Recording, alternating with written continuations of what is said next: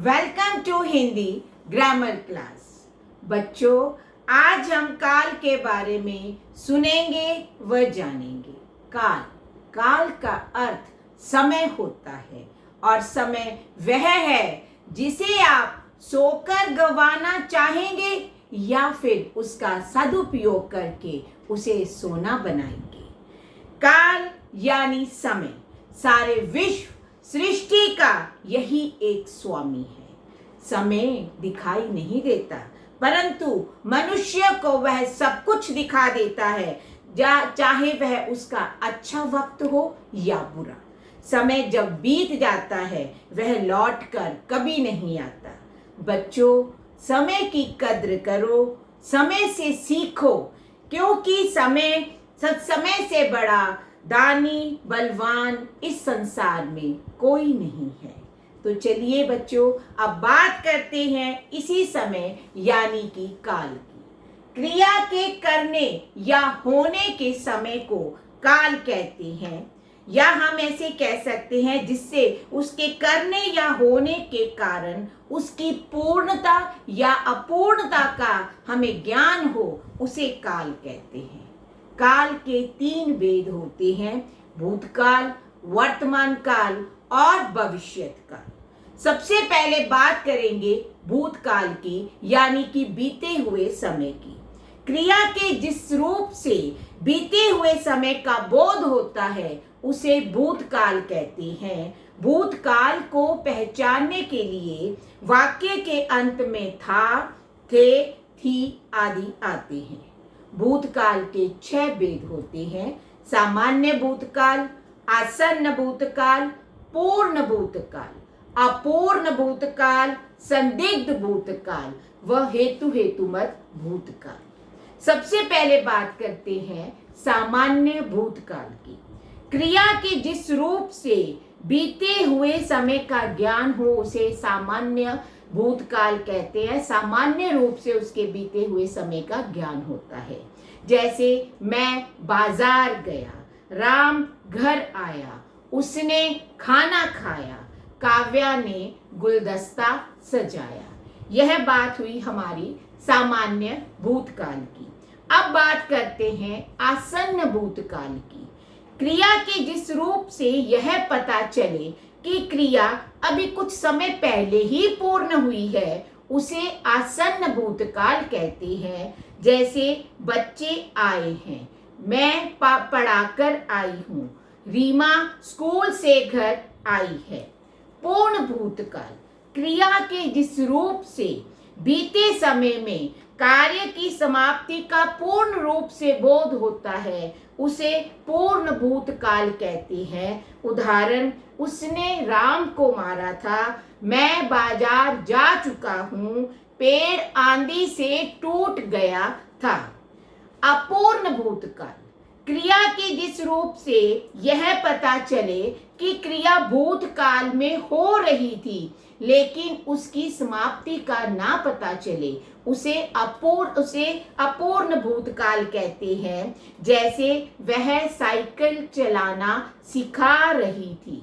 कहने का अर्थ हुआ कि जब उसने देखा वह साइकिल चला रही थी और पता नहीं वो कार्य उसने पूरा कर दिया था या अभी भी हो रहा था। अरुण फुटबॉल मैच खेल रहा था।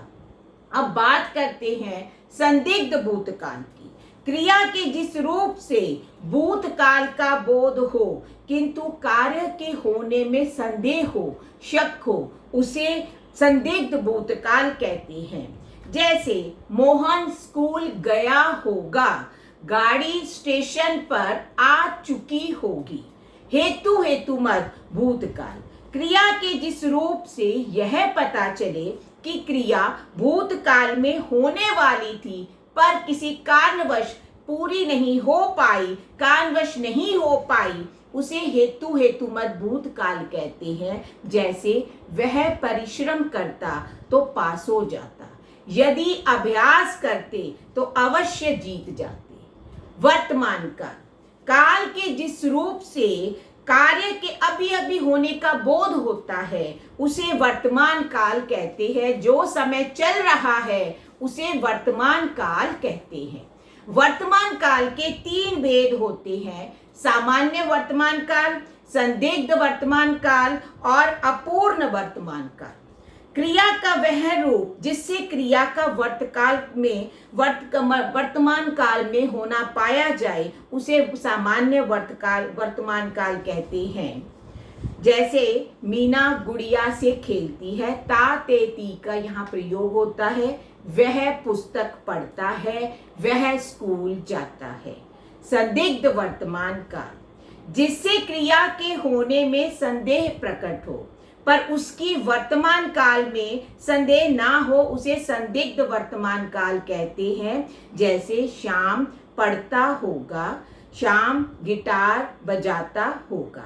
अपूर्ण वर्तमान काल, क्रिया के जिस रूप से वर्तमान काल में क्रिया की अपूर्णता का बोध हो उसे अपूर्ण वर्तमान काल कहते हैं। जैसे सीता गाना गा रही है, माँ कपड़े सुखा रही है। अब बात करते हैं भविष्यत काल। भविष्यत काल यानी कि आने वाला समय, क्रिया के जिस रूप से काम का आने वाले समय में करना या होना प्रकट हो उसे भविष्यत काल कहते हैं।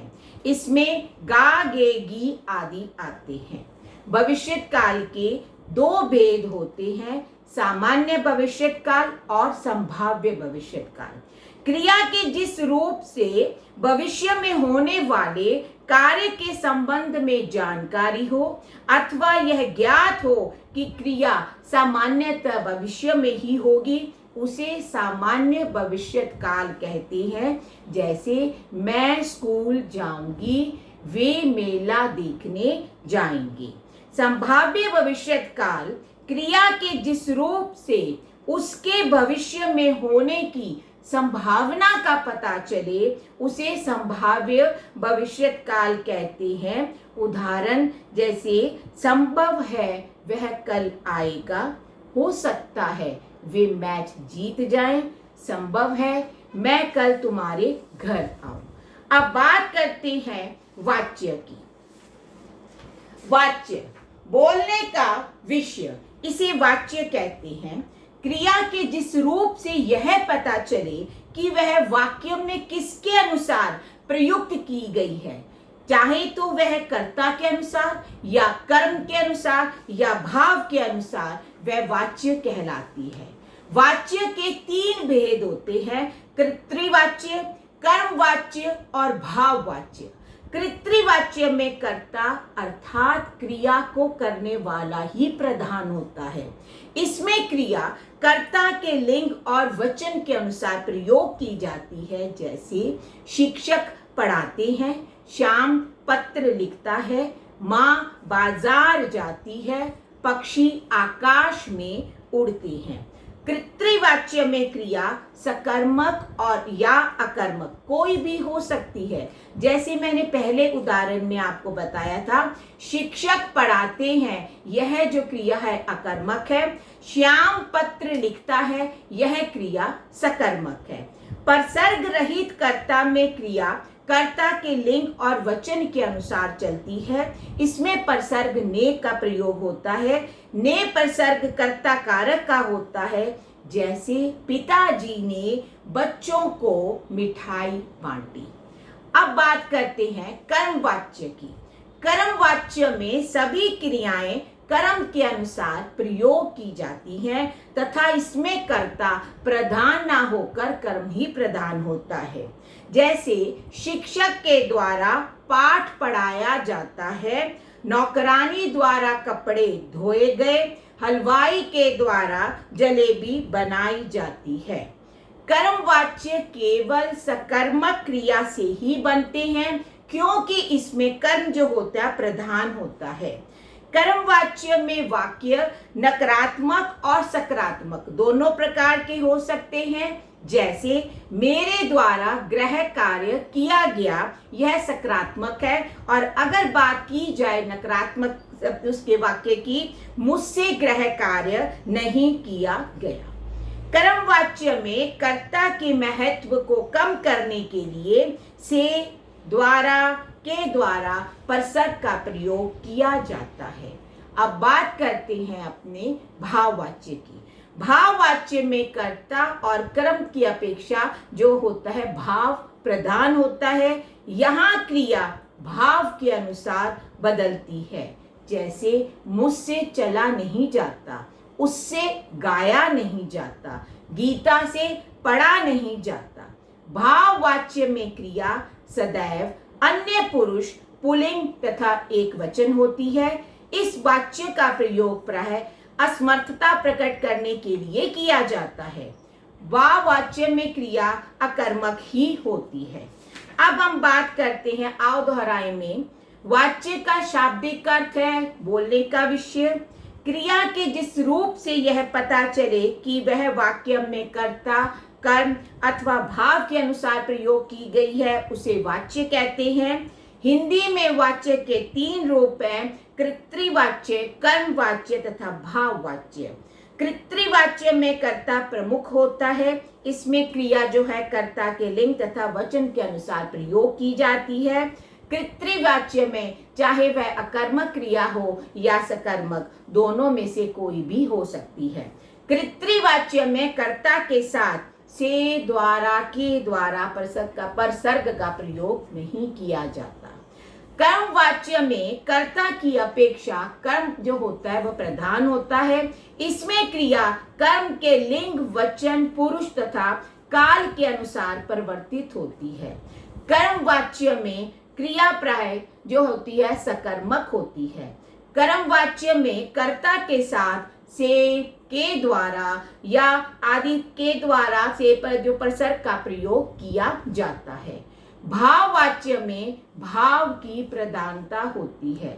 भाववाच्य में क्रिया प्राय अकर्मक होती है तथा इसमें भी कर्ता के साथ से, के द्वारा परसर्ग जो है वह लगाया जाता है।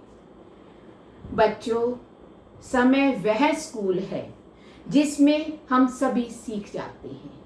इसलिए समय के महत्व को व उसकी कीमत को समझें व जानें, तभी हम अपना हर पल का सदुपयोग कर सकते हैं और अपने लक्ष्य को प्राप्त कर सकते हैं। खुश रहो, स्वस्थ रहो।